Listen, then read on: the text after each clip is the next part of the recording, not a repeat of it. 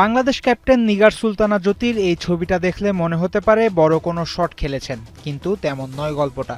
এই শটে ক্যাচ তুলে দিয়ে আউট হয়ে ফিরেছেন ক্যাপ্টেন।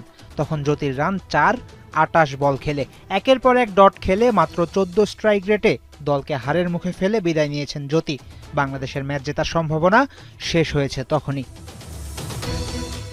গুয়াহাটিতে নিউজিল্যান্ডের দেয়া 228 রানের লক্ষ্যে এদিন বাংলাদেশ পাওয়ার প্লেতেই হারায় 3 উইকেট। রান তুলতে পারে 22। 14 ওভার শেষ হতে হতে টাইগ্রেসদের 6 উইকেট হাওয়া। বোর্ডে রান 33। ম্যাচ জেতার স্বপ্ন তখন বিলাসিতা। কোনো মতে মান সম্মানটা যেন বাঁচানো যায়, সেটাই তখন চাওয়া। সেই চাওয়া অল্প বিস্তর পূরণ হয়েছে বলতে হবে। সপ্তম উইকেট জুটিতে নাহিদা আর ফাহিমা যোগ করেছেন 33 রান। লোয়ার অর্ডারে ব্যাট করতে নামা সবাই সামর্থ্য অনুযায়ী রান তুলেছেন। ফাহিমা করেন দলের পক্ষে সর্বোচ্চ 34। নাহিদার ব্যাট থেকে আসে 17। এদিনও রান এসেছে রাবেয়া খানের ব্যাট থেকে। নিশ্চিত পরাজয়ের ম্যাচে করেছেন 25 রান। ছোট ছোট এমন স্কোরে বাংলাদেশ করতে পেরেছে 127।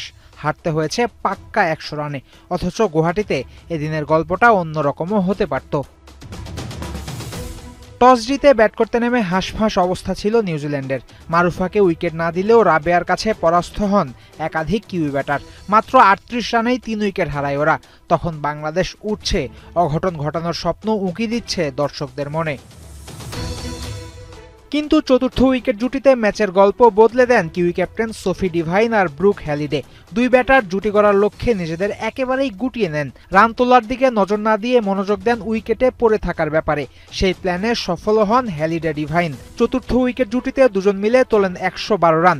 দলীয় 150 রানে যখন হ্যালিডে আউট হলেন, তখন ইনিংসের বাকি আরও 12 ওভার।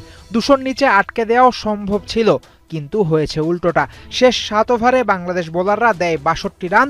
শেষ ওভারে মারুফা দেন 16। নিউজিল্যান্ড তোলে 9 উইকেটে 227।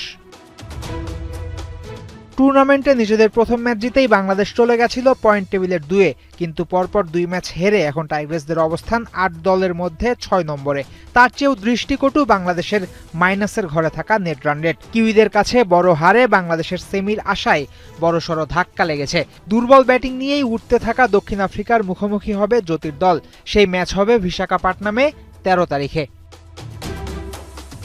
ফয়সাল হাবিব, 71।